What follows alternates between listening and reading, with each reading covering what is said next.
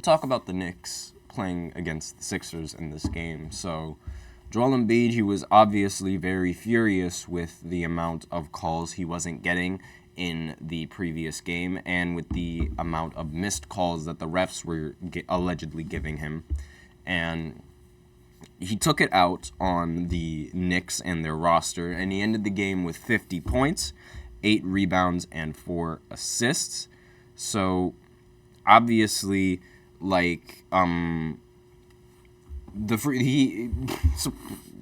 ironically enough, he ended up shooting a lot more free throws in this game than he did in any of the previous games. He shot 21 free throws in this game, and it obviously that's a lot of free throws compared to That's a lot of free throws compared to the previous few games that he's been sort of forced to play. And obviously, when you're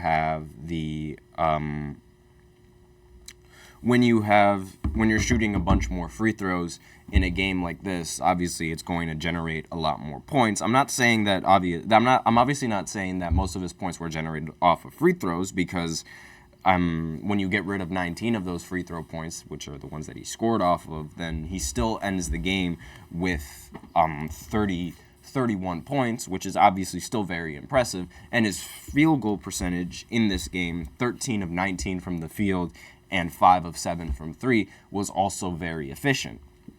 So obviously, the Sixers, they won off of the back of Joel Embiid in this game. And Tyrese ended up helping. He ended up getting 25, 9 for 21 from the field. Kelly Oubre was 6 of 8 from the field with 15 points. Cameron Payne was 4 of 7 for 11 points. Tobias Harris was 4 for 10 with 8 points. And Kyle Lowry was 3 for 5 on 9 points. And when you're the Sixers, obviously, you got your back against the wall. You have to, every single game counts and every single game matters. So this was obviously a very big win for the Sixers, so they don't get forced into that 3-0 deficit the Lakers have forced themselves into. Jalen Brunson actually played really well in this game. He ended the game with 39 points and 13 assists, so obviously very impressive. Hart ended with 26 and 6. OG Anunoby ended with 17. And Isaiah Hartenstein ended with 14. And obviously, the shooting from Brunson, it was impressive, 13 for 27 from the field. Obviously, that's really good, but it could have been a little bit better, and it could have been a lot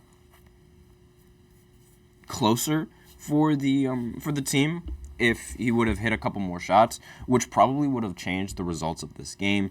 But you really can't really pin it on Jalen Brunson. He is just one player after all, and there were a bunch of other players who didn't really do well in the scoring column.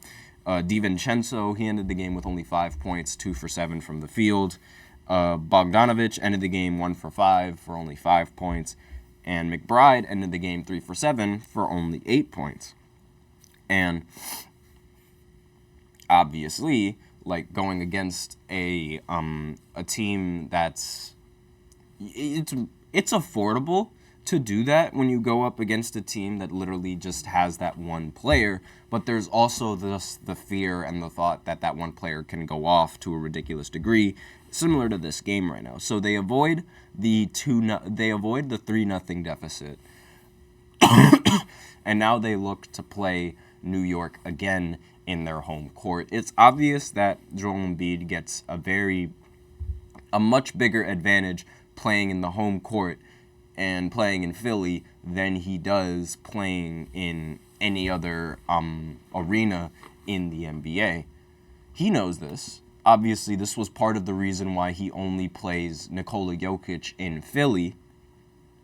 But the difference between him playing in home court and him playing in an away game is staggering. It's literally the make or break for the game at some points, because I don't think he would have had this kind of performance if he played in New York again.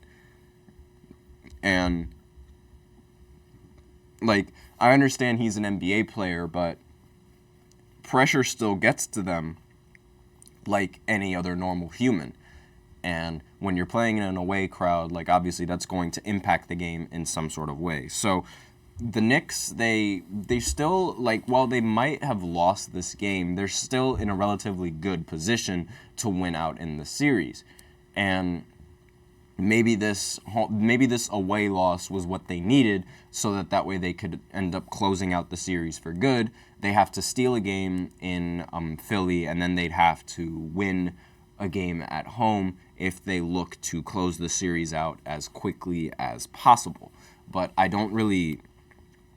thought that would happen, but after this home game and how Joel Embiid responded, I'm not entirely sure, because there's a huge chance that he could respond like this again, and the Knicks won't have any sort of answer for it. Now, one of the things that happened in this game, which I did not really like, was how Joel Embiid, when he was on the ground, he was pulling on Mitchell Robinson's foot, trying to drag him down, and sort of, it looked like he was trying to hurt him. And I genuinely did not like that play whatsoever. DiVincenzo said it was dirty. Josh Hart also had some comments to say about that. And it's been really aggressive for someone who likes to flop and like to make a big show out of things. He has no problem in trying to hard foul anyone else just because he's angry. Like, it literally looked like it was just a fit of anger that he had, and he just took it out on the nearest player. And I really think that sort of behavior is inexcusable from a grown athlete. Like, I understand, like, it makes total sense to get upset at certain things, but trying to hurt somebody just because you're upset, I think that's a really bad example for a lot of your fans, and it's not really again, it's not setting a good example for any of like the kids that are watching the game, because it's like he's just enforcing the sort of notion that being dirty and like just because you want to win at all costs is okay. And I genuinely do not like that whatsoever. And Joel Embiid, he's always been immature. Like, if there's one thing about him, he's probably one of the most immature grown-ups that you'll ever see play basketball. Like, the way he plays, it's childish, and the way he complains, it's also childish, and it's very odd seeing someone that tall be that childish. And it's like, these kinds of things are, I don't really feel like they have a place in this league, if that makes sense. I genuinely do not like how I do not like sort of why this has been, like, the approach to it. I don't like why I don't like the action that he did. I don't like the reasoning why he did that, and I don't like it being broadcasted live in front of hundreds of people, and I don't think it deserves to be broadcasted. Like, he should have received a lot more than just a technical foul for that kind of play. Like, I think if Draymond would have done that, he would have seen a suspension and he would have been ejected from the game immediately. So the fact that Joel Embiid can sort of get away with that, I don't agree with it whatsoever. That might just be, like, you know, the New York bias in me talking, because it's like he literally tried to directly injure one of the players on the team. But I really don't think, like, if that would have happened to if any sort of Knicks player would have done that, I would have reacted the same way.